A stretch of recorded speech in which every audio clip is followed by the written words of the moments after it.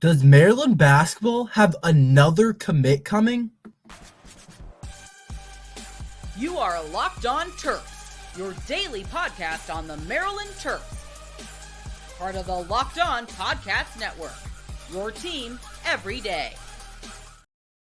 What's up, everyone? I'm Tre Moore, video content creator for 247 Sports and InsideMarylandSports.com, and host of Locked On Terps, part of the Locked On Podcast Network, your team every day. So thank you for making us part of your day. And today's episode is brought to you by Monopoly Go. I admit it, I have a competitive side, and that competitive side is a big fan of Monopoly Go, the mobile hit twist on classic Monopoly. So join your friends and download Monopoly Go, now free on the App Store or the Google Play Store.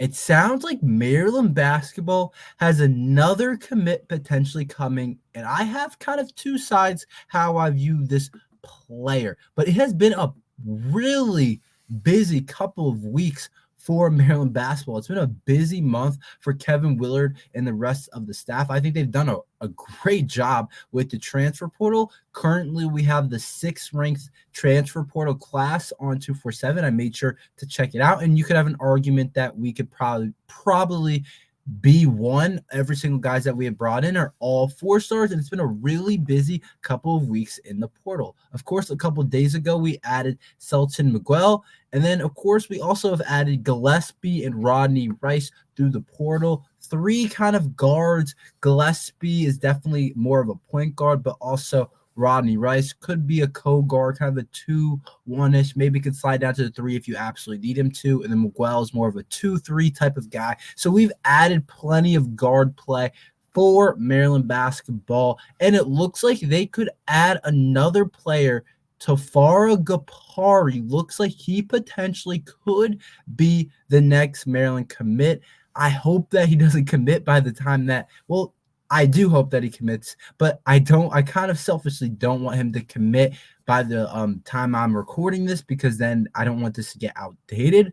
But I do think there's a pretty good shot that he could announce his commitment to Maryland pretty much anytime. So to make this valuable to all you guys, there's a potential when I'm recording this that he hasn't committed yet, and that's how I'm kind of talking about it right now. But if he does commit, you can take away the same type of things just for any audience. I don't want to make this not relevant just because it's a weird time that I'm recording this. I have to pre-record this a little bit just because I have some things to do.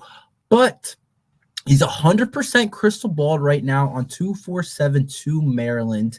And the Terps look like they are the heavy lean right now, which is interesting because we have 2 spots left in the portal. So this would take up one of them. And then Kevin Willard would basically be done in the portal. We would only have one more spot to use. And I think you would probably prefer that to be used for someone down low. You probably want another big down there. Even if he's not a star, we don't need that type of guy. We would just want someone down low that could help out Maryland basketball. But this kid's interesting. He's a really kind of interesting type of player. He's definitely unique, this Tafara Gapare guy. I kind of have mixed feelings about him, but for you guys, I want to let you guys know kind of about him a little bit, just because I know most of you guys probably don't know much about this Tafara kid, but he's actually originally from New Zealand, which is kind of cool. It's kind of cool to see people come from across the country to play basketball in America and at the different colleges and universities. And then eventually, of course, in the pros, of course, there's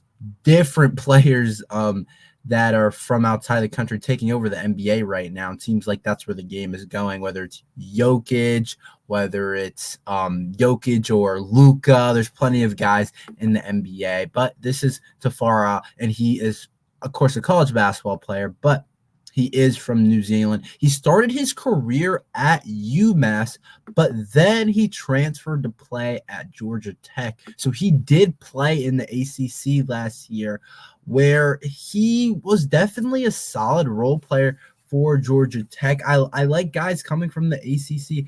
The ACC used to be, honestly, like hands down the best basketball conference in the country. I don't think it's that anymore, just because the blue bloods have become a little less blue bloody, if you will, in the case that, like, a Duke and some of those other schools like that are usually at typically the top of the mountain. Of course, UNC was good last year, and they're a blue blood, and some of those other schools in the ACC that usually have top basketball programs, they haven't been quite what they usually are, but still a guy that's coming from the ACC and was able to have some type of production there and play for a team like Georgia Tech, even if Georgia Tech's not that good, it's a good spot to start, especially because the rest of the transfers that we have brought in, a lot of them have, like Jacoby Gillespie's coming from Belmont, and he kind of projects to be maybe the best transfer that we have, and he projects to be a really good guard in the Big Ten. But you like guys that have proven to produce against pretty much the highest level of college basketball you can find. I mean, I don't know if you would say the ACC is the top conference anymore. Some people say the Big East. Some people might even argue the Big Ten. Big 12 is really strong. SEC is also really good. There's a ton of really good basketball players. But this kid's really interesting type of player. He's unique. He started 15 games for Georgia Tech, so he was kind of in and out of the starting lineup. He played in 29 games, so he definitely played in some games off the bench. And he's a pretty big kid. He's listed about 6'9" or 6'10", depending on where you look at, which is pretty good size for a guy like that. And his position looks like he's kind of like you can kind of play him at the 3. And then you could also potentially play him at the 4, but he seems like more of a 3. But you could definitely have a small ball lineup with him at the 4. I think that's where he could potentially help Maryland basketball if he does decide to make that commitment. But I do think his game is interesting. I think he provides a lot of length and size for the position, and he was a highly rated recruit. Like a lot of teams wanted him coming out of college or coming out of high school, excuse me. I think Maryland was one of the teams that wanted him for a while. And so now that he's coming back around, I think it's kind of interesting. But he was ranked 69th nationally and the number 9 power forward in his class. But so he's kind of an interesting player in that mark. But he definitely has some development to do. I mean, last year he averaged 18.1 minutes, so definitely decent minutes for sure for the Georgia Tech guy. But I do want to say I think he needs some offensive polish. So I was checking out some of his film, some of his highlights. I would love to go back and watch Georgia Tech play, and I'll definitely do that eventually when I'm out of school and into summer. But just right now, it's hard with the time. But I did check out a lot of his highlights and a lot of his game. You get a pretty good idea of a player's game from their highlights and what he kind of likes to do. And he's definitely a guy that likes to drive the ball, likes to attack. And I can definitely see how kind of the numbers make sense. And I was kind of putting it all together in my brain. He's definitely a little bit raw, basically. He's definitely on the raw side, but I saw a tweet that said this guy has NBA potential. He's one of those guys that's kind of like freakish athletically, but he's definitely not the most offensively or the best basketball player that he is going to be yet. He still has to develop into that type of player, and the numbers kind of show that. But when you watch his highlights, it's a lot of driving and using that length and athleticism to get to the rim. He's really good at that type of thing, but he's got to work on the other facets of his game to really take on that next step. He scored 5.1 points per game and 3.5 rebounds at Georgia Tech last year, but offensively, the shooting's not really there, and that's kind of what I mean. That's probably the main facet of his game that I would really want him to work on coming into Maryland. He shot 68% from the free throw line, definitely not a great percentage, not like the worst percentage you'll ever see, but someone that's playing the 3, you definitely want them above 74, 70, 75, really, I would say. But he only shot 68%. And then from the 3-point line, definitely struggled from the 3-point line, only shooting 16.9% from 3 and 34% from the field. So he clearly has some work to do offensively, but I do think that he has a lot of ability on the defensive side of the ball just because of his length and his size and his athleticism. He can probably guard just about anybody on the court. Like, I really think maybe you don't want him on the 5-man just because he's probably a little bit small for that, but he could definitely be okay if he was. You can definitely guard him. He can definitely guard 1 through 4.5, I'll say, depending on what the 5 guy looks like. If the 5 guy Zach Edey, yeah, he's probably not going to be able to guard him, but who really can guard a Zach Edey? But if the 5 man's maybe a smaller 5, maybe a 5 that's like a 6'9" type of guy, 6'10" type of guy, I would put him up there. He'd probably be fine. I think he has the athleticism to switch on to point guards. Really a guy that can guard, I'll say it, 1 through 4.5, but he's just not much of an offensive weapon, which makes me go back to the reason why I said I'm kind of back and forth about this kid. I'm unsure if this is a guy that kind of like how much he plays for us, where he kind of fits into the mold of things, just because I know how many guards that we have. And I know we were looking for like a 3 type of guy, but he does kind of give me a vibe of last year's team in a way. And that's part of the reason why I don't love him, because it's like last year's team, we had some solid athletes and some solid athleticism at parts, and we had some good players, but we couldn't shoot the ball. And that's kind of what he reminds me of, but I feel more confident putting him into next year's team than last year's team, just because I think if you put this guy in last year's team, he doesn't really help. The floor is not space enough for him. We really need shooting. We don't need a guy like this. But this year's team, I don't mind taking a shot on a guy like this who has a really high type of potential, just because of the amount of guys that we've brought in, the shooting that we've brought in the instant impact guys that we have. But if we didn't have those type of guys that we've brought in, like if we hadn't brought in Gillespie or Miguel or Rodney Rice, and I probably would feel kind of weird. Like if this guy was our first portal commit and supposed to kind of come in and make a huge impact, I would definitely be up in the air about it. But because he's the 4th guy on the list and a guy that I don't know exactly what his role will be, I really don't. I'm still trying to think about it in my head and kind of give my best guess. I do think he would come off the bench, but I do like him as a project player. So I kind of go back and forth with it, just because I didn't like seeing us not be able to hit a shot last year. But I also like guys that are athletic. I like guys that have high upside. I like guys that can get to the rim, and I think that's important to have. And I think he's really good defensively as well. So he's an interesting kind of chess piece.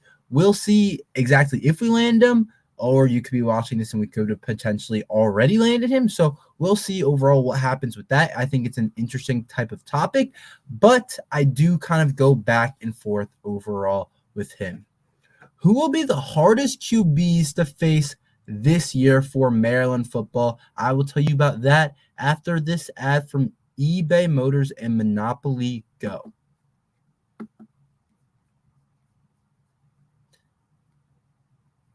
Okay, well, yeah, I have a competitive side. We all do. And my competitive side is a big fan of Monopoly Go.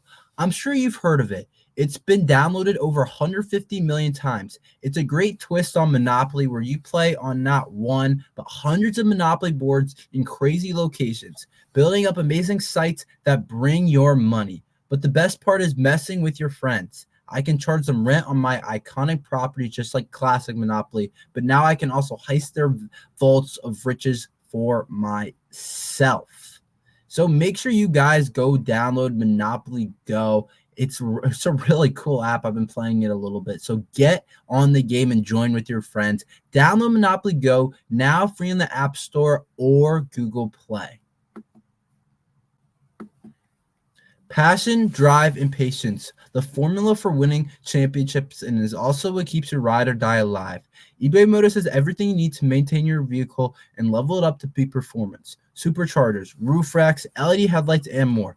Whether you're into speed, power, or style, eBay Motors has got you covered. With over 122 million parts for your number one ride or die, you'll always find exactly what you're looking for. And with eBay Guaranteed Fit, your part is guaranteed to fit your ride or die every time, or your money back. Because with eBay Motors, you're burning rubber, not cash. With all the parts you need at the prices you want, it's easy to make your car the MVP and bring home a huge win. Keep a ride or die alive at ebaymotors.com. Eligible items only. Exclusions apply. eBay Guaranteed Fit, only available to U.S. customers.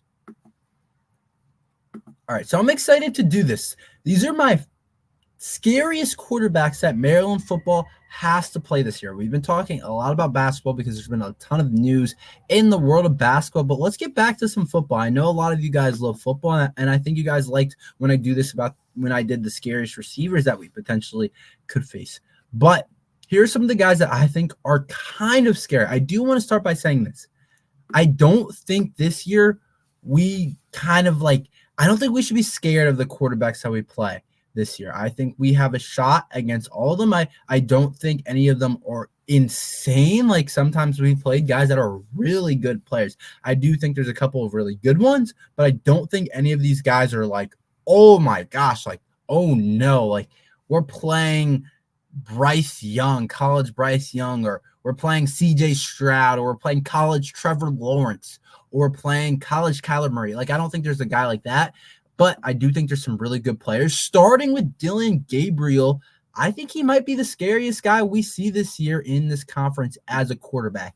This guy is a college quarterback. He's a college quarterback that can really just hurt your game plan in so many different ways, because I really believe Dillon Gabriel can do everything. Of course, he transferred from Oklahoma, and every time I watched him play for Oklahoma, I was like, this kid's special just because of the versatility he brings with his rushing and his passing ability. When you play a guy like that, it is so hard to stop. Even if he's not like an elite thrower of the ball, he's a good thrower of the ball. And just the combination of what he can do with his legs and his arm makes it like really scary to play.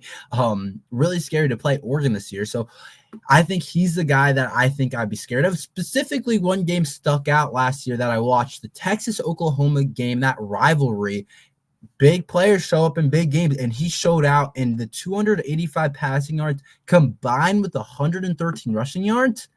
That's a scary combination to have to play, and I think he's a really good quarterback and a really solid guy. I don't know his ceiling as an NFL type of guy, but in terms of a guy that can affect a college game, like I said, a college type of quarterback, I think he's about as good as anyone in this conference probably, especially just because of the it's not like a crazy year for Big Ten quarterbacks.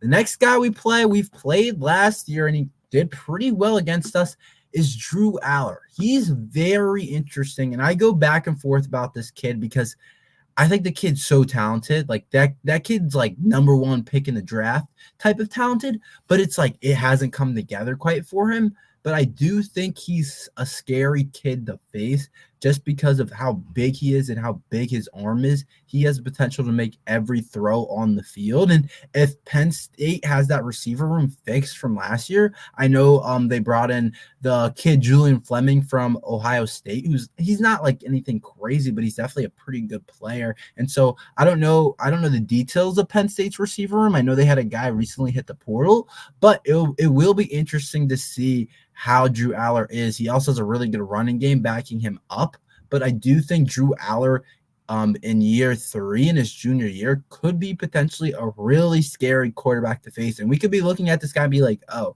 this kid's projected to go top 3 in the draft if he has the right kind of year. The thing that I kind of like, and I think Maryland football's defense has on him, is that he's definitely not the most explosive runner of the ball. And that's what is one part of his game that doesn't scare me, but his arm and his arm talent does. My last guy is the USC first-year starting quarterback, Miller Moss. He's been at USC for a little bit now, but he hasn't started for them yet. Of course, he's been behind Caleb Williams, who's going to be the number 1 pick in the draft, to the Bears. But the sample size of what we've seen in Miller Moss is pretty scary when he went 23 of 33 for 372 yards against Louisville.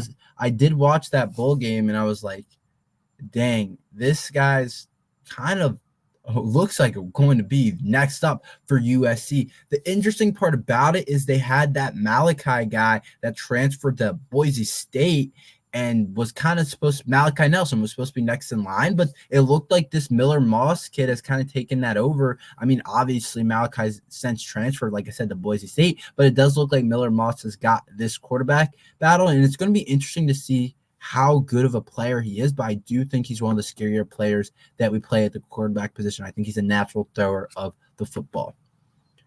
Could freshman Braden Pierce or Chance Stevens make an impact next year? I will talk about that after this ad from the Gametime app.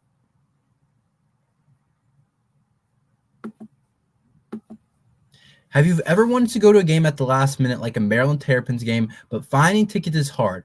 I've been there before. Buying tickets to your favorite event shouldn't be stressful. Gametime is a fast and easy way to buy your tickets for all the sports, music, comedy, and theater near you. With killer deals on last-minute tickets and their best price guaranteed, you can stop stressing over the tickets and start getting hyped for the fun you'll have. Gametime has deals on tickets right up to the start of the event and even an hour after it starts. It's a place to find last-minute ticket seats. Take the guesswork out of buying tickets with Gametime. Download the Gametime app, create an account, and use code LOCKEDONCollege for $20 off your first purchase. Terms apply. Again, create an account, redeem code LOCKEDONCollege for $20 off. Download the Gametime app today. Last-minute tickets, lowest price guaranteed.